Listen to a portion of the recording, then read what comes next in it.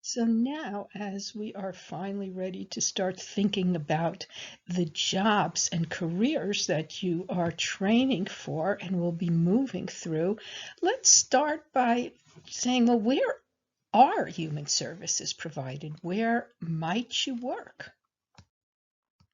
So, human services are provided by the government itself, by private nonprofits, and by private for-profits.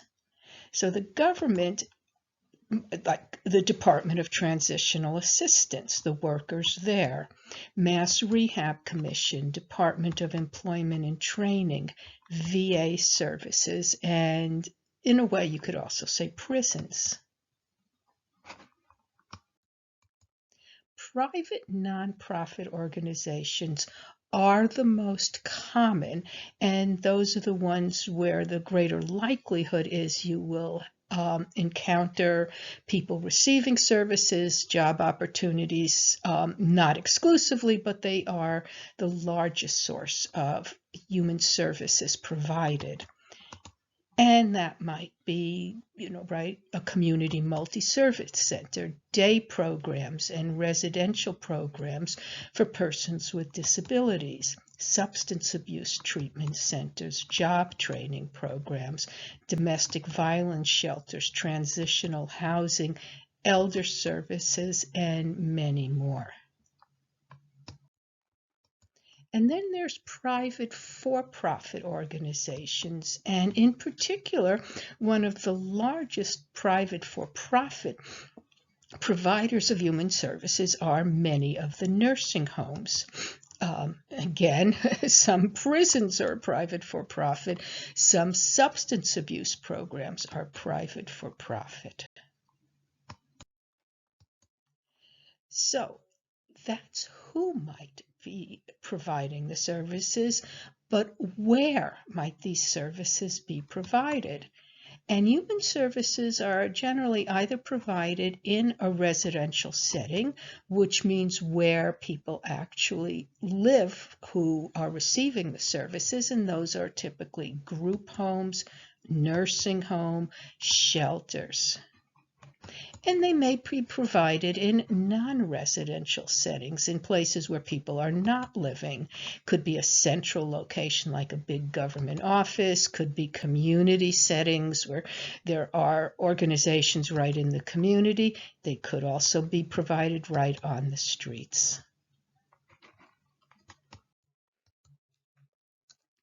Now, knowing who provides services and where they might be provided, let's talk about some of the kinds of work that human service workers do. This is just a partial list, and there are many more. One category is called case management. So what is case management? A case manager will work with a person, try to understand his or her situation, and help them address their own needs and problems.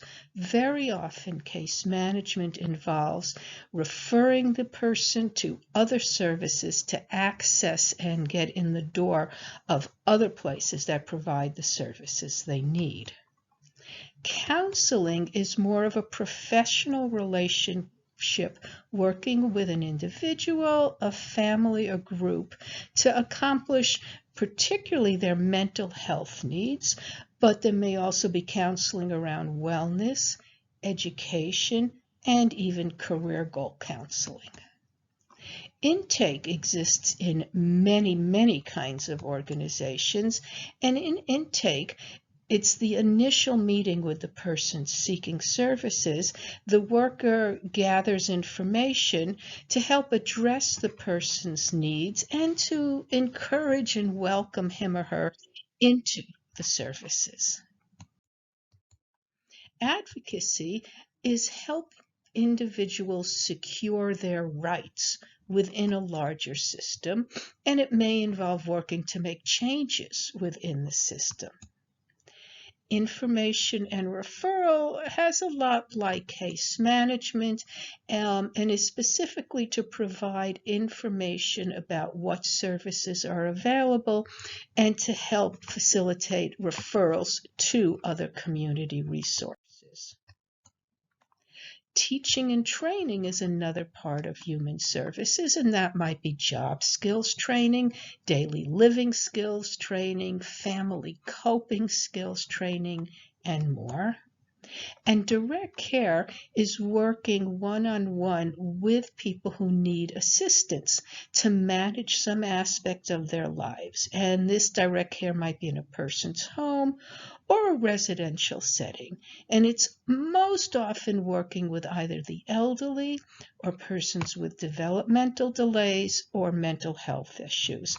And the point of direct care is to help people remain as independent and out of a more institutional setting as possible.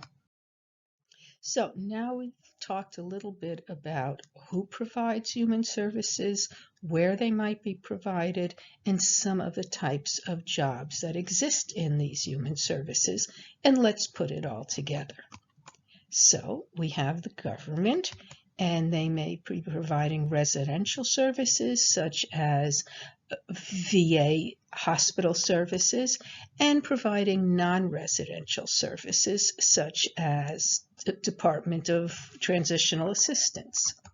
Private nonprofits run residential programs such as group homes for people with developmental delays, and non-residential programs such as job training programs. And private for-profits operate residential programs such as nursing homes and some substance abuse treatment programs, and they also operate non-residential. And they also offer non-residential programs such as counseling services. And here are the jobs that we have talked about: case management, counseling, intake, advocacy, information and referral, teaching and training, and direct care. And the good news is that every one of these types of jobs can be found in every one of these situations.